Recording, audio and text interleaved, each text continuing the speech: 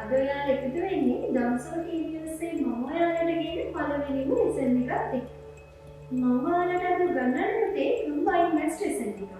මේකේ ශුද්ධ ගණිතය කොටස යටතේ තියෙන ත්‍රිකෝණමිතිය පාඩම තමයි මම දැන් ඔයාලට කියලා දෙන්න යන්නේ.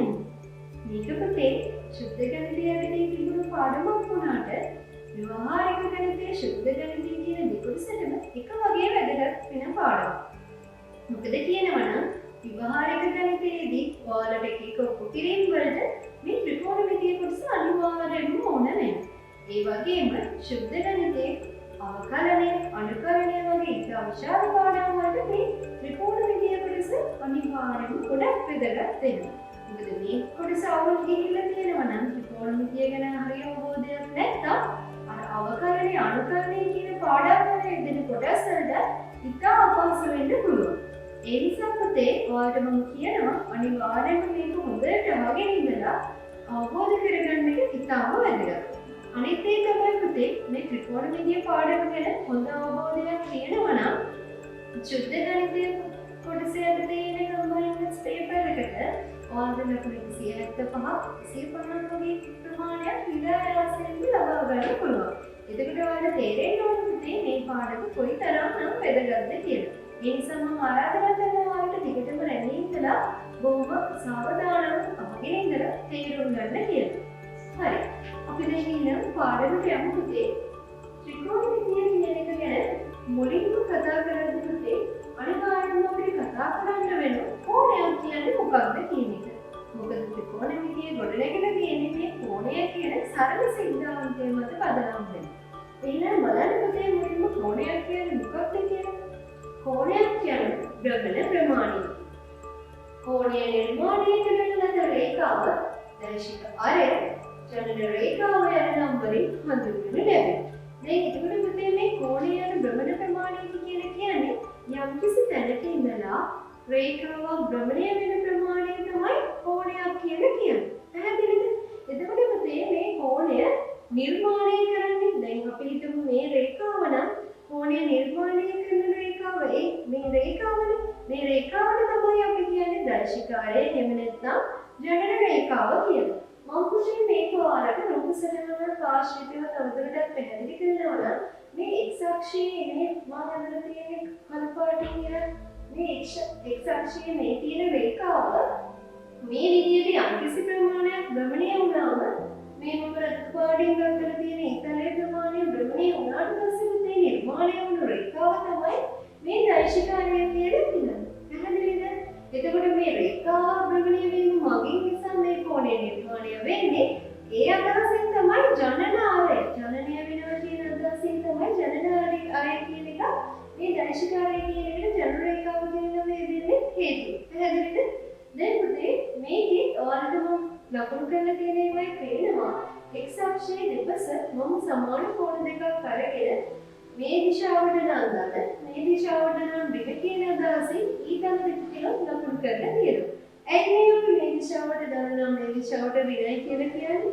මෙන්න මේ හේතුව නිසා. බලන්න පුතේ වාම වර්ත මනින ලද කෝණ ධන කෝණ ලෙස දක්ෂිණාවර්ත මනින ලද කෝණ ඍණ කෝණ ලෙස සම්බන්ධයක් පවතී. ඒ කියන්නේ පුතේ වාම වර්ත කියන්නේ මෙන්න මේ දිශාවට. මේ දිශාවට මනින ලද කෝණ අපි සලකනවා ධන කෝණ කියලා. ඒ වගේම පහළට මේ දිශාවට මනින ලද කෝණ අපි සලකනවා ඍණ කෝණ කියලා. මේ විදිහට මතක තියාගන්න ඕන අනිවාර්යයෙන්ම සම්මතයක් තියෙන බව. හරි පුතේ දැන් අපි ඔය විදිහට කෝණ ගැන කතා කරද්දී කෝණ ගැන කතා කරනකොට කතා නොකරපු බැරි කොටසක් තමයි කෝණවල මිනුම් කියලා කියන්නේ. කෝණයක භ්‍රමණ ප්‍රමාණය තමයි ඒ කෝණයේ මිනුම විදිහට අපි සලකන්නේ. මේ කෝණයක භ්‍රමණ ප්‍රමාණය මනින්න අපි පාවිච්චි කරනවා පුතේ මිනුම් දෙකක්. එක තමයි අංශක මිනුම කියලා කියන්නේ දෙක රේඩියන මිනුම. මේ අංශක මිනුම කියන එක නම් පුතේ කුඩා කාලයක නම් ඔයාලට හොඳ අවබෝධයක් ලබාගෙන තියෙන මිනුම් වර්ගයක්.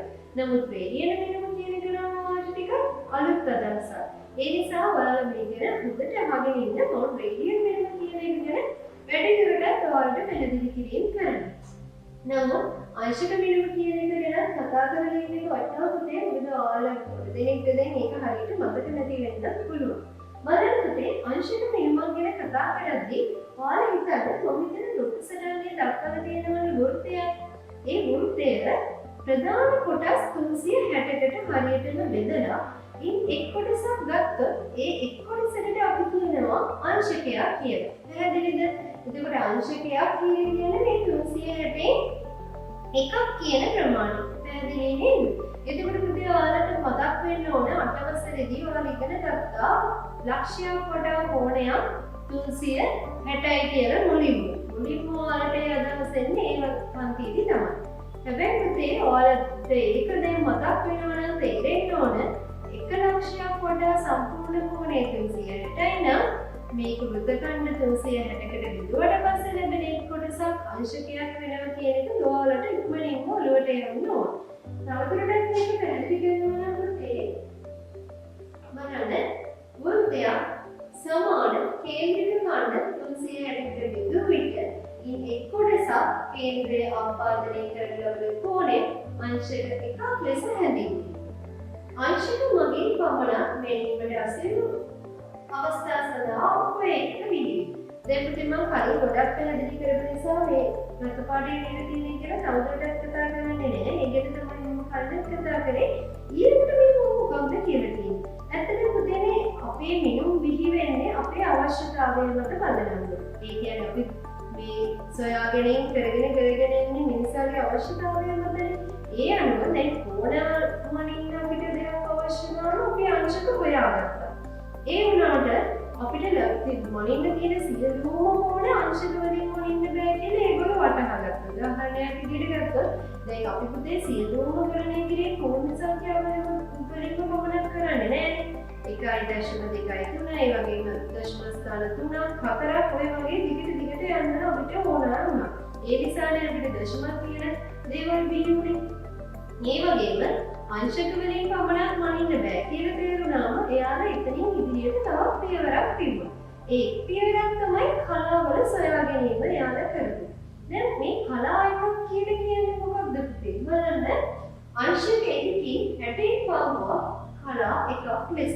දැන් එතකොට පුතේ අර 360කට කොටස් ඒ කියන්නේ එක වෘත්තයක් කොටස් 360කට බෙදලා ගනිපු එකකට අපි කියමු අංශක එකක් කියලා. මේ 360කට බෙදුවට පස්සේ එන වෘත්තඛණ්ඩය තවත් කුඩා කොටස් සමාන කොටස් 60කට බෙදුවට පස්සේ ඒ 60 එකකට අපි කියනවා කලා එකක් කියලා.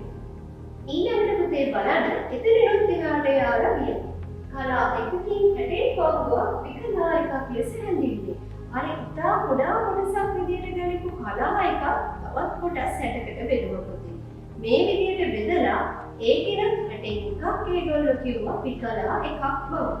ඔයාලට මේක කලින් අහලා තියෙන අයත් ඇති අහලා නැති අයත් ඇති නමුත් හැමෝම එක වගේ එක ගැන මතක තියාගන්න ඕන. ඊළඟට පුතේ මම කතා කරන්නේ අපි මීට කලින් කතා කරලම නැති මිනුව ගැන. ඒ තමයි රේඩියන් මිනුව කියලා කියන්නේ. මේ රූප සටහන ගැන කතා කරන්න කලින් අපි කියවලමු මේ මොකක්ද රේඩියන් මිනුව කියන්නේ කියලා. අරයට සමාන ඡාප දිගකින් කේන්ද්‍රයේ ආපාදනය කරන ලබන කෝණය රේඩියන එකක් වේ. බලන්න මෙතන මම පුතේ එකයි රේඩියන් කියලා තියෙන්නේ මේකේ යුනිට්ස් වලින් නැත්නම් ඒකක වලින් කොහොමද කියන්නේ කියන අදහස ඇතුළේ. පුතේ අරයට සමාන ඡාප දිගකින් කේන්ද්‍රයේ ආපාදනය කරන ලබන කෝණය රේඩියන් එකයි කියන එකේ අදහස තමයි යම්කිසි වෘත්තයක්. මම බලන්න උපසටහනේ අරගෙන තියෙනවා. මේ වෘත්තය අරය R වුණු වෘත්තයක්. අරය R වුණු වෘත්තයේ ඡාප දිග R නම් ඒ R ඡාප දිග මගින් කේන්ද්‍රය ආපාදනය කරන කෝණය තමයි අපි කියන්නේ රේඩියන් එකක් කියලා. ඔයාලට උදාහරණයක් මගින් මේක පැහැදිලි කරනවා නම් පුතේ අපි හිතමු සෙන්ටිමීටර් 7ක් වුණු අරය සෙන්ටිමීටර් 7ක් වුණු වෘත්තයක් කියලා. අරය සෙන්ටිමීටර් 7ක් වුණු වෘත්තයට සෙන්ටිමීටර් 7ක් වන ඡාප දිගකින් කේන්ද්‍රය ආපාදනය කරන ලබන කෝණය රේඩියන් එකයි. මේ විදිහටම අරය සෙන්ටිමීටර් 7ක් වුණු ඒ වෘත්තයේම සෙන්ටිමීටර් 14ක් දිග ඡාප දිගකින් කේන්ද්‍රය ආපාදනය කරන කෝණය කියන්නේ රේඩියන් දෙකක් වෙන්න ඕන. ඔයාලට ඒක පැහැදිලි කියලා මම හිතනවා. අපි බලමු දැන් මේ රේඩියන් සහ අංශක අතර තියෙන සම්බන්ධය මොකක්ද කියලා. මිනුම් දෙකක් වුණත් ඒ මිනුම් දෙකම භාවිත කරන්නේ භ්‍රමණ ප්‍රමාණය මනින්න නම් ඒ දෙන්න අතර සම්බන්ධය දැනගන්න එක අපි මේ පාඩමේ ඉදිරියට හරිම වැදගත් වෙනවා ඉතින්. බලන්න ඒක ගැන පැහැදිලි කරන්න කලින් අපි බලන්න ඕනේ දැන් ඔයාලට රේඩියන් කියන එක ගැන හොඳ අවබෝධයක් තියෙනවද කියලා. ඒ අවබෝධය ලබා දෙන්න තමයි ඉතින් මම මේ රූප සටහනක් ඇඳලා තියෙන්නේ. ඔයාලට පේනවද? මේක මම වෘත්තඛණ්ඩ කොටස් තුනකට බෙදලා තියෙනවා. මේ බෙදලා තියෙන වෘත්තඛණ්ඩ කොටස් තුන එක හා සමානයි. ඉතින් එක් වෘත්තඛණ්ඩයක්ම රතු පාටින් R කියලා චාපදික දක්වනු කරලා තියෙනවා. පැහැදිලිද? මේ R කියලා රතු පාටින් දක්වනු කරලා තියෙන චාපදික වලින් කේන්ද්‍රීය ආපාතනය කරපු කෝණය මම අරගෙන තියෙනවා රේඩියන් 1යි කියලා. ඒ වගේම පුතේ ඒක හා සමාන වෘත්තඛණ්ඩ දෙකක්. බලන්න වෘත්තඛණ්ඩ දෙකේ චාපදික මම ලබන කරලා තියෙනවා නිල් පාටින් 2යි R කියලා. ඒ නිල් පාටින් ලබන කරපු එකේ මගේ කේන්ද්‍රය ආවර්තනය කරපු කෝණය මම නිල් පාටින් හදලා තියෙනවා රේඩියන් 2යි කියලා. ඒ වගේම සමාන කොටස් තුනක් දැන් මම ඊළඟට සලකනවා. බලන්න සමාන කොටස් තුනක් සලකද්දී චාපදික මම අරගෙන තියෙනවා කළු පාටින් ලබන කරලා 3යි R කියලා. මේ 3යි R චාපදික මගින් කේන්ද්‍රයේ ආපාදනය කරපු කෝණය අපි ගන්නවා රේඩියන් 3යි කියලා. බලන්න පුතේ මම මේක තවදුරටත් පැහැදිලි කරලා දෙනවා මෙන්න මේ විදිහට 1යි R චාපදිකකින් කේන්ද්‍රයේ ආපාදනය කරන කෝණය රේඩියන් 1යි. 2යි R චාපදිකකින් කේන්ද්‍රයේ ආපාදනය කරන කෝණය රේඩියන් 2යි.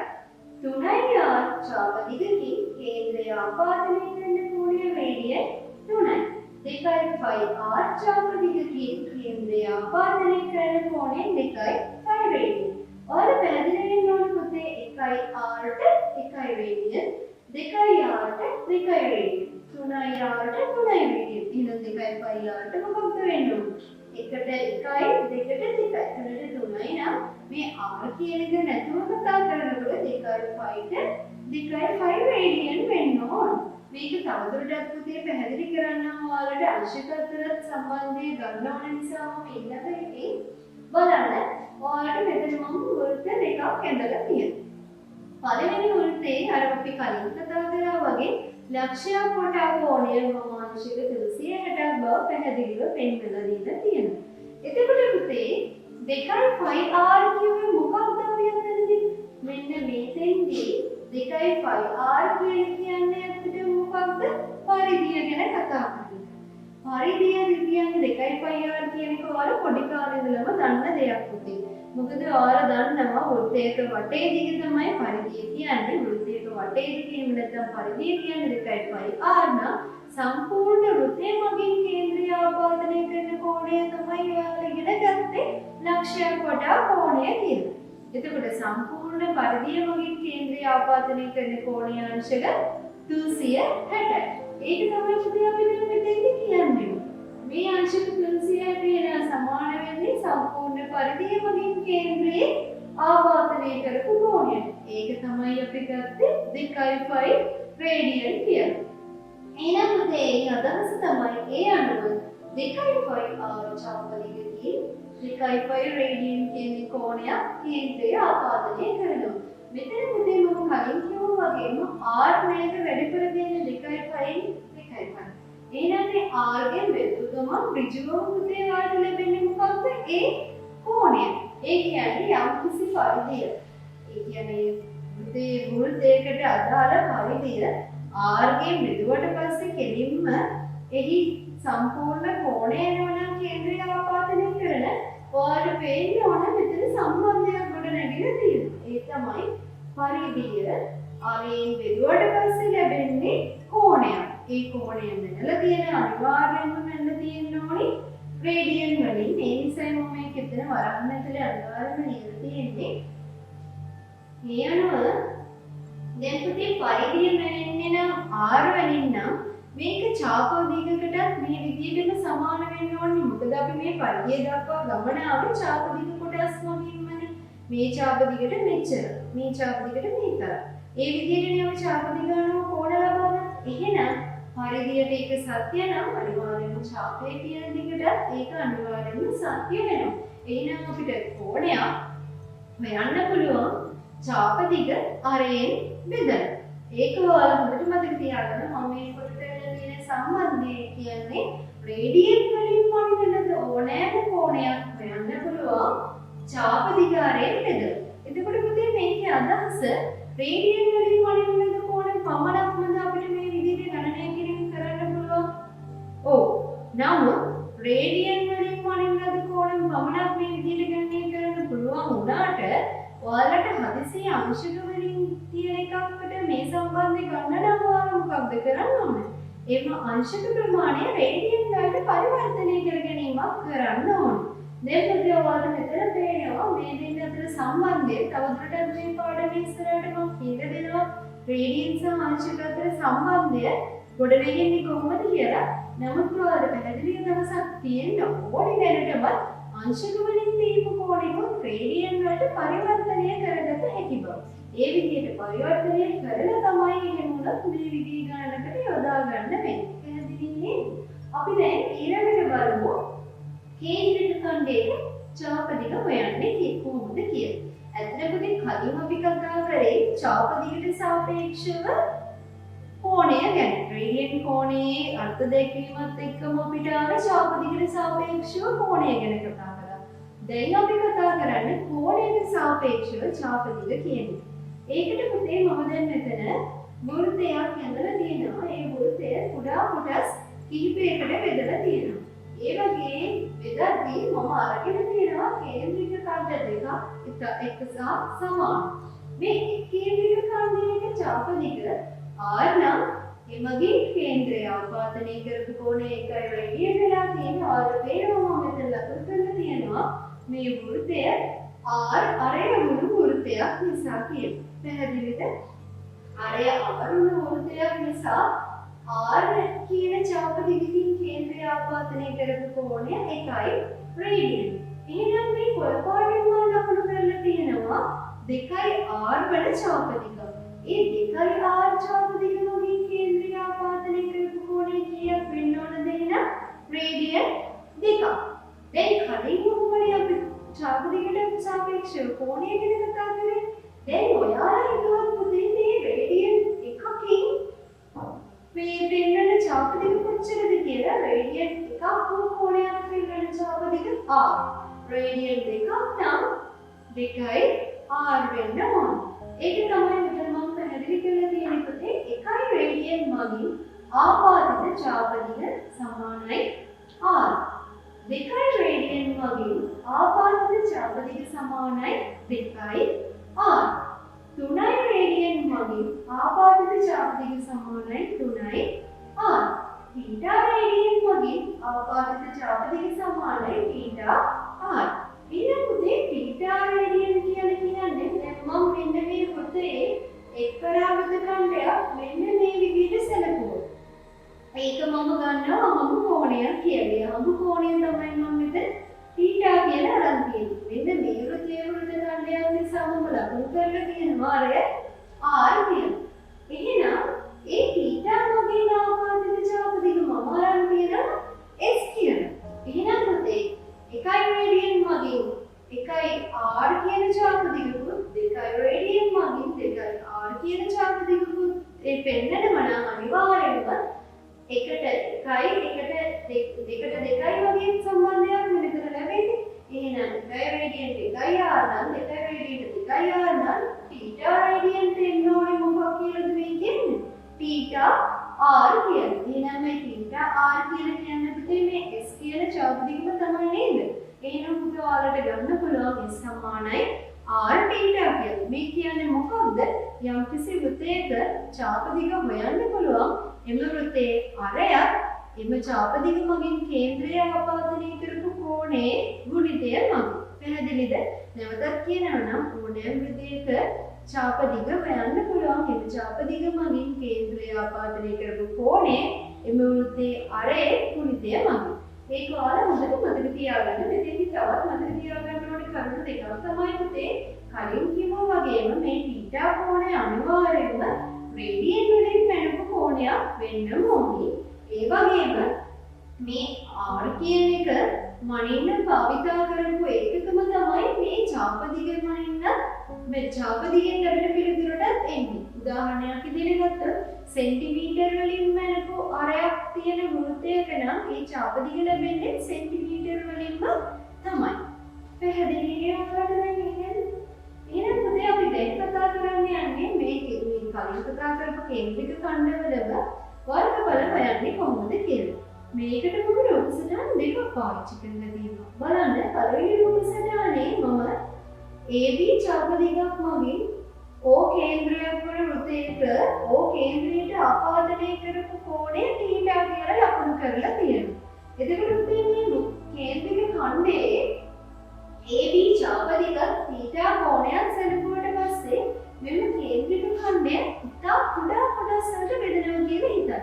ඒක තමයි මම දෙවෙනි රූප සටහනින් පෙන්නලා තියෙන්නේ. මෙතනදී නම් පුතේ ඔයාලට පැහැදිලිව පේන්න ඕන නිසා මම පැහැදිලිව පේන විදිහේ වෘත්ත ඛණ්ඩ වලට තමයි ඒක බෙදලා තියෙන්නේ. නම් ඔයාලා හිතන්න මේක ඉතාම කුඩා කොටස් වලට බෙදාගෙන ගියා නම් එක වෘත්ත ඛණ්ඩයක් තනි ඍජු රේඛාවක් තරම් බවට පත් වෙනවනේ පුතේ.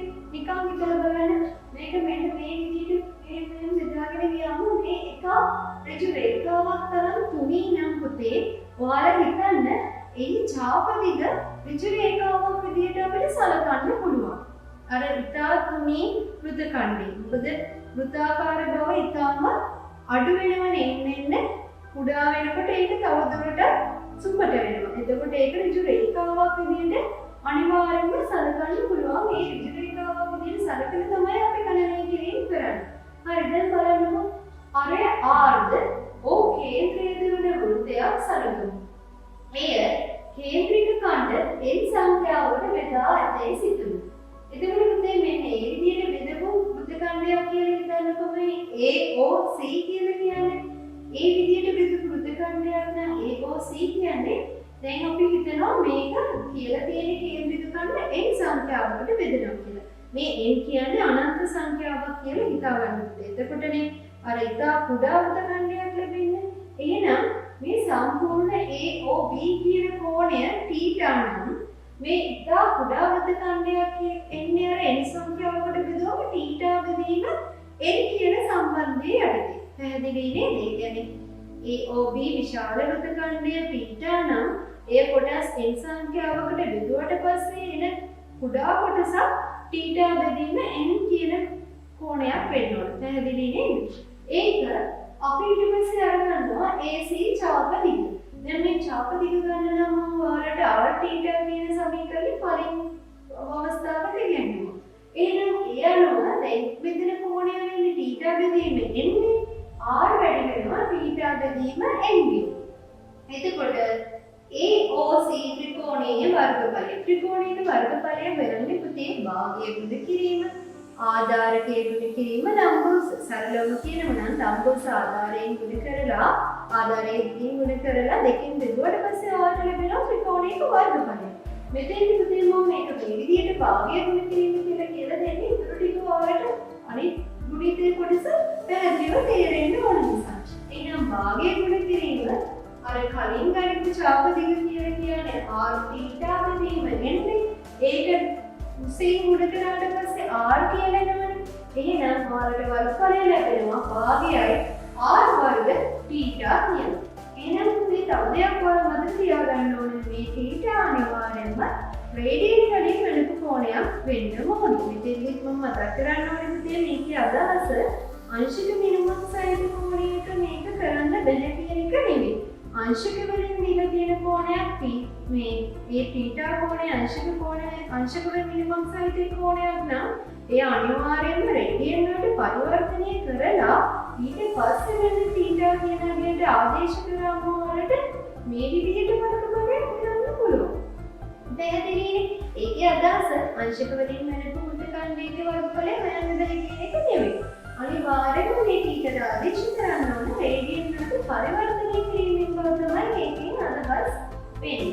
හරි පුතේ එහෙනම් මම අදට මෙතනින් නවතිනවා. මම හිතනවා ඔයාලට මෙතෙක් මම කියලා දුන්නු හැම කොටසක්ම ඉතා හොඳින් ධාරණය වෙන්න ඇති කියලා. එහෙනම් පුතේ නැවත දවසක ත්‍රිකෝණමිතිය දෙවෙනි කොටසෙන් ඔයාලා හමු වෙනකම් මම අදට ඔයාලගෙන් සමුගන්නවා. ආයුබෝවන් සුබ දවසක්.